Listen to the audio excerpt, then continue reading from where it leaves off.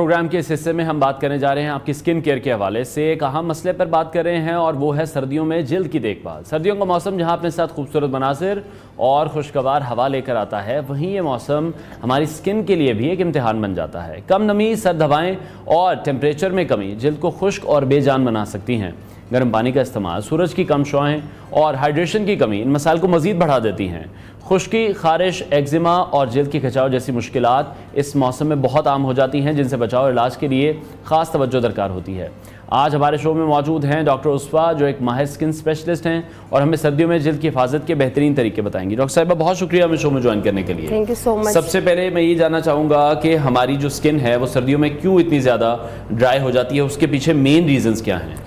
बहुत अच्छा सवाल। और नॉर्मली हम जैसे ही विंटर स्टार्ट होते हैं तो लोगों को गाइड कर रहे होते हैं, क्लिनिक पे भी पेशेंट्स को इस हवाले से बता रहे होते हैं, because this is the very basic thing. अगर आपको अपने सर्दियों में, विंटर्स में अपनी हाइड्रेशन का और अपने स्किन केयर का नहीं पता तो हम स्किन को बैलेंस नहीं कर सकते। उसमें सबसे पहले जो इम्पॉर्टेंट है कि आपकी स्किन केयर में जो आप प्रोडक्ट्स इस्तेमाल कर रहे हैं वो प्रॉपरली ऐसे प्रोडक्ट्स हों जो कि हाइड्रेशन प्रोवाइड करें आपकी स्किन को, जिसमें फॉर एग्जाम्पल 3 से 4 तरह के ऐसे इंग्रेडिएंट्स हैं जिसका मैं आपको भी बता रही हूँ कि जब भी आप मार्केट जाएं, किसी भी आप मेडिकल स्टोर या फार्मेसी पे जाएं, तो आप उन प्रोडक्ट्स के इंग्रेडिएंट्स को चेक करें और वो वाला प्रोडक्ट बाय करें।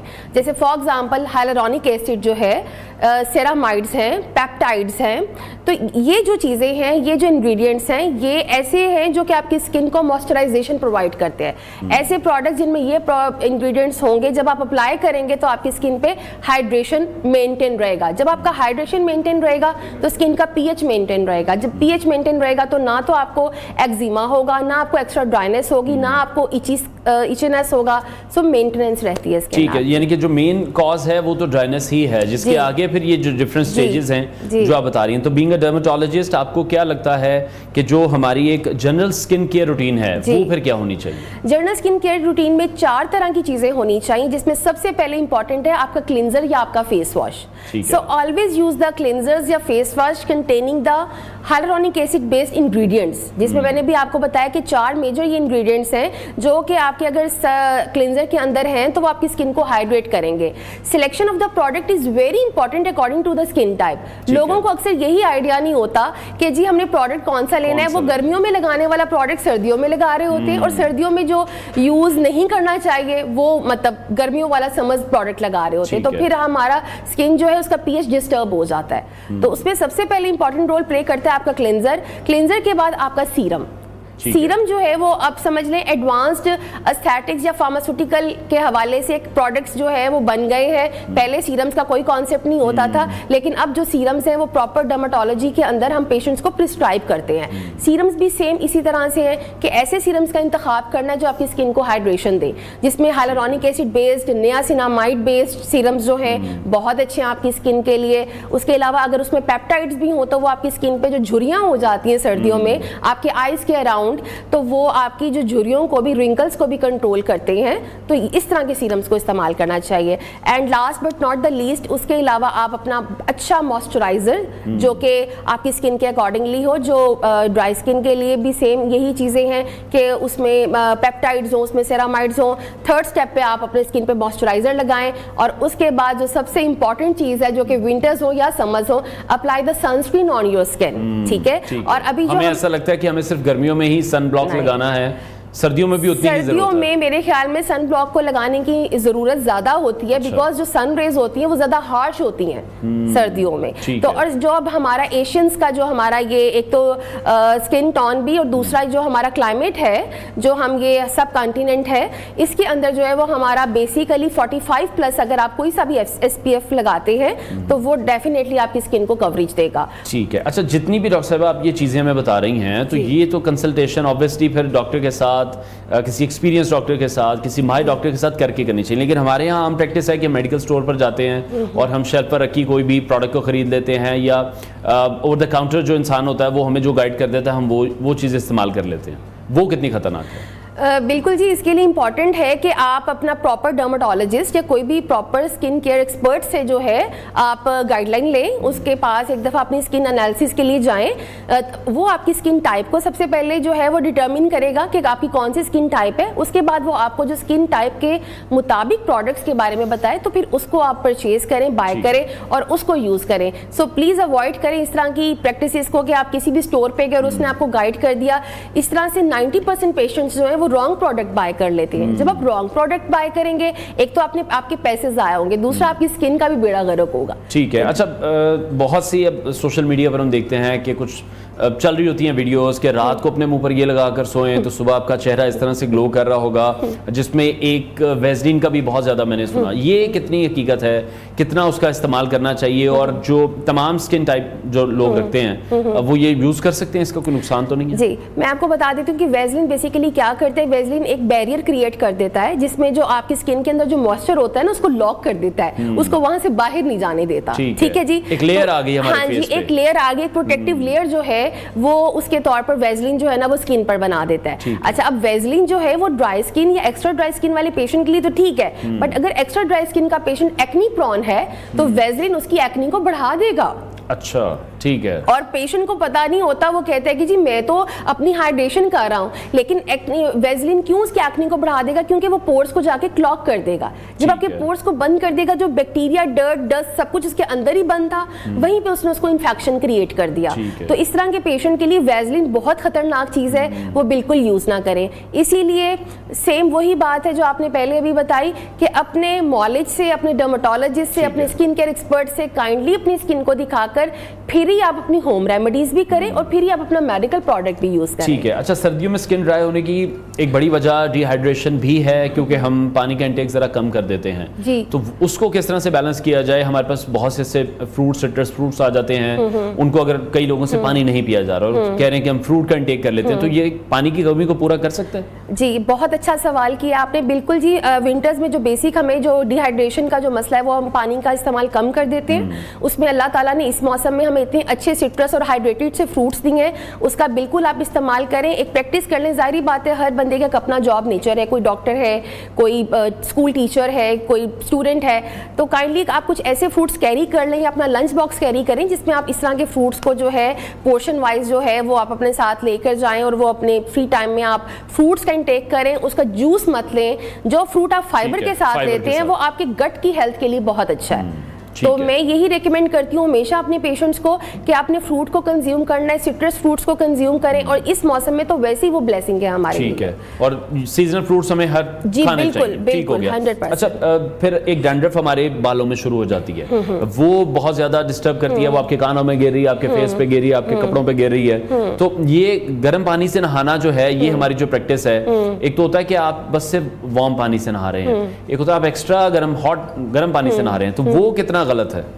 गर्म पानी से देखें जी, हॉट बाथिंग तो डेफिनेटली आपकी स्किन को, आपकी स्कैल्प को डैमेज करती है। तो हमेशा जो है वो न्यूट्रल सा जो है पानी जो है आप उसको इस्तेमाल करें। ठीक है, आपकी बॉडी टेम्परेचर को थोड़ा सा सेफ एंड पर, ये नहीं कि बिल्कुल हॉट शॉवर्स आप ले रहे हैं। हॉट शॉवर से डेफिनेटली एक्जिमा भी बढ़ेगा, एक्स्ट्रा ड्राइनेस भी होगी और आपकी स्कैल्प में डैंड्रफ भी होगी। तो बिल्कुल जो पानी जो है वो नॉर्मल टेम्परेचर से थोड़ा सा लाइट सा ल्यूक वार्म आप इस्तेमाल करें शॉवर के लिए, हॉट शॉवर्स मत करें। और जैसे ही शॉवर आप अपना कंप्लीट करें उसके बाद आप जरूर मॉइस्चराइजर लगाएं पूरी बॉडी के ऊपर। अच्छा, अगर जर्नली मैं आपको एक नेचुरल चीज बताना चाहूँ तो उसमें आप कोई सा भी जो अपना अच्छा मॉइस्चराइजर लगाते हैं उसमें आप ऑलिव ऑयल या कोकोनट ऑयल मिक्स करके और उसमें थोड़ा सा वैसलीन मिक्स करके अगर आप पूरी बॉडी पे लगा लेते हैं, उसके बाद आप थोड़ी देर 10 या 15 मिनट बाद अपने कपड़े पहने, तो आप यकीन करें you feel the glow in your skin. You feel the glow because जो आपका ये सारा ये जो एक आपने बना लिया बेस सा मॉइस्चराइजर और वैसलीन, ऑलिव ऑयल और वैसलीन थोड़ा सा, इसको आप बिल्कुल पेस्ट सा बनाकर पूरी बॉडी में आप इसको लगा ले और थोड़ा 10-15 मिनट इसको जज़ब होने दें। ये नहीं कि फौरन तौर पर कपड़े पहनेंगे तो वो सारा जो आपका मिक्सचर है वो लग जाएगा कपड़ों को। इसके बाद आप ये देखेंगे ये मिक्सचर क्या करेगा, आपकी स्किन के अंदर जो मॉइस्चर था ना बाथिंग में जो आपने लिया उसको लॉक कर देगा। जब वो लॉक हो जाएगा तो सारा दिन आपकी स्किन जो है वो बड़ी हाइड्रेटेड सी रहेगी। तो इस प्रैक्टिस को जो इसमें कोई इतना एक्सपेंसिव नहीं है, ये अक्सर नेचुरल ऑयल्स, कैरियर ऑयल्स आपके घर पे ही होते हैं, तो आप इसको जरूर इस्तेमाल करें तो यू फील बेटर। अच्छा, हमें अपनी स्किन को जो बेहतर रखना है तो जैसे विंटर्स में हम बात कर रहे हैं, बहुत ज़्यादा इवेंट्स शुरू हो जाते हैं, शादियां शुरू हो जाती हैं, ख़वातीन को मेकअप फिर उतना ज़्यादा करना पड़ता है। तो जो ख़वातीन मेकअप बहुत ज़्यादा कर रही हैं उनको कौन सी बातों का स्पेसिफिकली फिर ख्याल रखना है? मेकअप करने से पहले क्या रूटीन होनी चाहिए, मेकअप के बाद उसको रिमूव करना, क्या प्रोसीजर होना चाहिए? जी, मेकअप से पहले तो मैं आपको यही कहूँगी कि सबसे पहले first step is your cleansers. आप अपना क्लेंजर से अपना फेस जो है वॉश करें। उसके बाद आप कोई सा भी अच्छा सीरम लगाएं। सीरम के बाद आप अपना एक अच्छा सा मॉइस्चर लगाएं। मॉइस्चराइजर के बाद आप सनस्क्रीन लगाकर स्किन को लॉक कर दें इन 4 स्टेप्स के बाद। उसके बाद आप कोई सा भी मेकओवर जो अप्लाई करेंगी ना, वो आपकी स्किन की लेयर की डीप अंदर जाकर आपको डैमेज नहीं करेगा, आपके पोर्स को बंद नहीं करेगा। सो आप इस तरह से इन स्टेप्स को फॉलो करके अपना मेकओवर लगाएं। इससे आपके मेकअप का स्टे भी बढ़ जाएगा।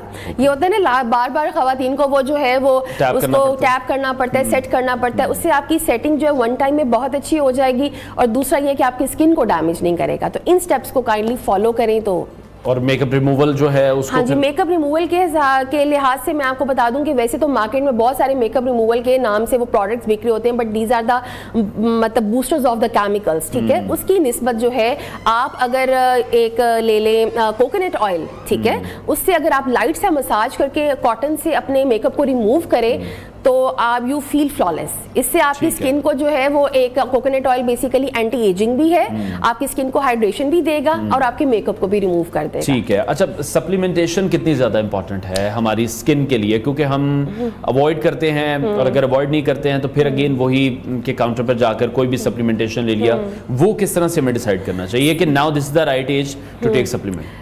बहुत ही अच्छा सवाल। और supplements plays a very very important role, because हमारी जो डाइट है वो बैलेंस नहीं है। जब हमारी डाइट बैलेंस नहीं है और हमारी लाइफ इतनी ज़्यादा जो है वो स्ट्रेसफुल भी है और बिजी शेड्यूल है, तो उसमें जो है वो हम कभी भी रोटी चावल दाल खाकर अपनी न्यूट्रिएंट्स को पूरा नहीं कर सकते। उसके लिए हमें डेफिनेटली जो है वो सप्लीमेंटेशन लेना पड़ता है। उसमें मैं आपको गाइड कर देती हूँ कि सप्लीमेंटेशन में 5 तरह की चीज़ें हैं, वो अगर आपके सप्लीमेंट में है तो वो आपको ज़रूर लेनी चाहिए। सबसे पहले तो अगर सर्दियों के हवाले से बात करें, विंटर्स में आपको omega 3 fatty acids, omega 3 fatty acids are the boosters for your mind, for your immunity, for your bone health. जिन्हें फिश ऑयल भी कहा जाता है, लोगों की आसानी के लिए जी ओमेगा 3 जो है, ओमेगा 3 भी होते हैं और ओमेगा 6 फैटी एसिड्स भी होते हैं। ओमेगा 3 फैटी एसिड्स आप जरूर कंज्यूम करें। अल्लाह ताला ने नेचुरली हमें ऐसे जो है सीड्स भी दिए हैं जिसमें ओमेगा 3 होते हैं, जिसमें फॉर एग्जांपल फ्लेक्स सीड्स हैं, अलसी के जो बीज होते हैं, पंपकिन जो होते हैं, कद्दू के बीज जो होते हैं, इसमें नेचुरली अल्लाह ताला ने डाला हुआ है। किसी की इस्तात नहीं है कि वो बहुत महंगे एक्सपेंसिव ओमेगा 3 या सप्लीमेंट्स बाय करे, तो मैं नेचुरली भी आपको गाइड कर रही हूँ कि सीड्स को आप पाउडर करें। सीड्स को आप जो है रोजाना 1 टेबलस्पून लें। ये मेल्स और फीमेल्स दोनों की बॉडी के लिए बहुत अच्छा है। इससे आपका ओमेगा 3 पूरा हो जाएगा। नंबर 2 पे आ जाते हैं, जो मेजर जो है विटामिन ई, जिसको हम टोकोफिरोल भी कहते हैं। विटामिन ई आप अपनी बॉडी में कंज्यूम करें। अक्सर इवियन के नाम से एक बहुत ही अच्छा ब्रांड है, इसको वंस डेली आप एक कैप्सूल जरूर लें। इससे जो है विटामिन ई ओवरऑल आपकी बॉडी की हाइड्रेशन, स्किन हाइड्रेशन, बालों की हेल्थ को बहुत अच्छा बूस्ट करता है। थर्ड पे आ जाता है zinc. Zinc is very important. Zinc जो है वो आपको अंडे की जो है योक से मिल जाएगा, मीट में भी होता है, कुछ सब्जियों में भी होता है। तो जिंक आप लें, वो आपकी रिप्रोडक्टिव हेल्थ के लिए बहुत अच्छा है, मेल्स हो या फीमेल्स हो। उसके अलावा जिंक आपके बालों के लिए बहुत अच्छा है। अगर आपके बाल बहुत गिर रहे हैं तो आप कोशिश करें कि ऐसा सप्लीमेंट जरूर लें जिसमें जिंक हो। हाँ जी, तो ये जो 3 है ये मेजर इंग्रेडिएंट है। उसके अलावा जो है विटामिन डी एंड कैल्शियम, ये तो आपके समर्स हैं या विंटर्स हैं। विटामिन डी एक ऐसी चीज है कि अगर तो आपका धूप से एक्सपोजर नहीं है, ठीक है, जब सनराइज होता है उससे पहले या उसके जैसी है, आप 15 मिनट का एक एक्सपोजर लें। अगर नहीं ले सकते तो फिर आप विटामिन डी का कैप्सूल जरूर अपनी डेली रूटीन में ऐड करें। विटामिन डी आपको इम्यूनिटी को सपोर्ट करता है। जब आपकी इम्यूनिटी में बूस्ट होगा ना, फिर आपका माइंड क्या, आपके बाल क्या, आपकी स्किन क्या, हर चीज आपकी बहुत बेहतरीन जो है मैनेज हो जाएगी। बहुत शुक्रिया। Dermatologist and aesthetic physician doctor Usfa Chaudhary साहिबा हमारे साथ इन कॉन्वर्सेशन थी।